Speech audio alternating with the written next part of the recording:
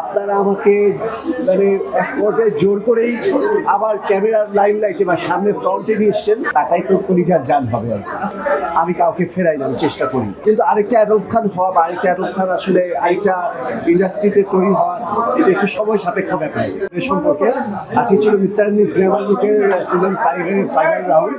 তো কষ্ট বলেন, আমাকে ইনপুট করা বলেন, মানে রেজাল্টের যে আউটকামটা বলেন, সব কিছু কিন্তু আমাকে ঘিরেই। কারণ ওদেরকে অডিশন থেকে শুরু করে প্রেস মিট, অডিশন, দেন টানা গ্রুমিং, দেন সেমিফাইনালের পর আবারও গ্রুমিং, তারপর আজকে ফাইনাল রাউন্ড। তো পুরো জার্নিটাই আমি ওদের সাথে ছিলাম এবং তারা তাদের মেধা ছিল, তাদের সৌন্দর্য ছিল, তাদের এক্সপেক্টেড ছিল, তাদের দুর্বলতাও ছিল। সেগুলোকে সব কিছুকে আমি 3 মাস সময় পেয়েছি। 3 মাসে আমি চেষ্টা করেছি যতটুকু সম্ভব। তবে আমি আমার জায়গা থেকে 100% দিয়েছি। ওরা নতুন, ওরা ওদের চেষ্টা করেছে, কিছু কিছু ভুল করেছে, আমিও দেখেছি। তো সব কিছু মিলিয়েই ওরা ভালো করেছে, ওরা উইনার হয়েছে।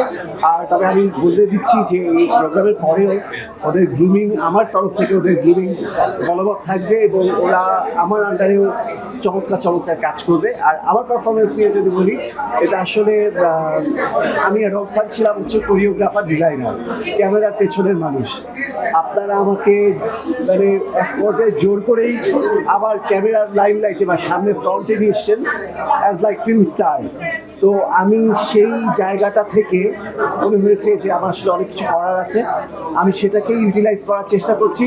আপনাদের প্রতিনিয়ত নানান পারফরমেন্স দিচ্ছি, নানান অ্যাক্টিভিটিস উপহার দিচ্ছি, ভালো ভালো কাজ উপহার দিচ্ছি। আজকেও তার ব্যতিক্রম ছিল না এবং সামনেও আপনাদেরকে আরও চমৎকার কাজ দিব।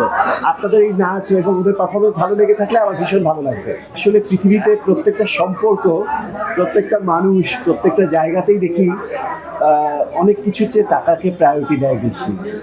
হ্যাঁ, অনেক কিছু হেরে যায়। আপনার কি বলে, ভালোবাসা বলেন, সম্মান বলেন, যাই কিছু বলেন, সব কিছু ওই একটা জায়গায় গোলক ধারাতে আটকানো। তো সবাই ঘুরে ফিরে কিন্তু এটা না বললেও সত্যি যে আসলে সব কিছু সম্ভব ওটা দিয়েই। যদিও আমার কাছে ভালোবাসাটাই সবার আগে প্রায়োরিটি পায়, কিন্তু আমি খেয়াল করে দেখলাম যে আসলে টাকা ছাড়া আসলে কোনো কিছু নেই। তো টাকাই তো কলিজার জান হবে আর কি। আর ওই গানটা ওরা রিহার্সাল করছিল, আমি ওই রিহার্সাল থেকে হঠাৎ করে রাস্তা দিয়ে আর বেসিক্যালি আমি এমনভাবে ড্রেস ডিজাইন করেছি আজকে, যাতে করে আমার স্টেজ পারফরমেন্স বলেন, ডান্স পারফরমেন্স বলেন, এবং আজকে যে কি বলে অ্যাপিয়ারেন্স, যে আমার প্রেজেন্স, সব কিছু মিলে যে কস্টিউমটা আমাকে প্রেজেন্ট করতে পারবে খুব চমৎকারভাবে, আপনাদের সামনে চমকপ্রদ কিছু হতে পারবে, আমি ঠিক সেভাবে করে কস্টিউম ডিজাইন করেছি। জমে গেছে অলরেডি এবং আমি দিক দিয়ে আবার অনেক কাপড় চোপড় আবার প্রতিনিয়ত দিতে থাকি, মানুষকে উপহার দিয়ে দিতে থাকি।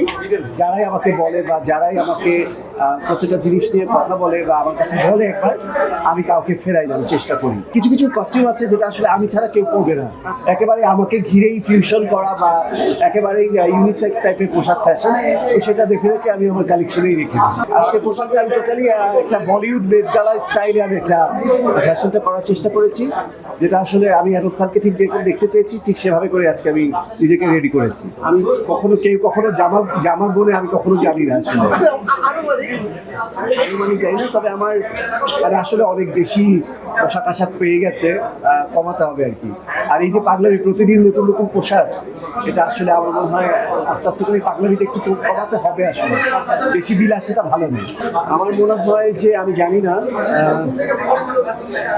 অ্যাডলফ খান ছোট হোক বা বড় হোক, অ্যাডলফ খান কিছু হোক বা কিছু না হোক, কিন্তু আরেকটা অ্যাডলফ খান হওয়া বা আরেকটা অ্যাডলফ খান আসলে আরেকটা ইন্ডাস্ট্রিতে তৈরি হওয়া, এটা একটু সময় সাপেক্ষ ব্যাপার আমার কাছে মনে হয়। আমি বলতে গেলে আমার প্রত্যেকটি স্টুডেন্ট, ওরা আমার সন্তানের মতো, আমি ঠিক সেভাবেই ওদেরকে গাইডলাইন দিয়েছি, গ্রুমিং করিয়েছি। আমি ওদের প্রত্যেকের মধ্যেই, প্রত্যেকটা ছেলেমেয়ের মধ্যে আমি অ্যাডলফ খানকে খুঁজে পাই। সেটা ভাবার জন্য বা সেটা তৈরির জন্য একটু বেশ কিছু সময় লাগে। 3 মাসে কাউকে অ্যাডলফ খান হওয়া বা it's matter of joke.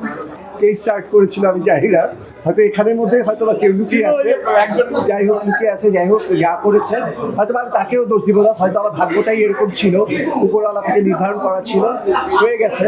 Stylish শব্দ, মোস্ট স্টাইলিশ ফ্যাশন আইকন অ্যাওয়ার্ডটাকে হয়তো বা সে বাংলায় সুদর্শন হিসেবে আখ্যায়িত করেছে।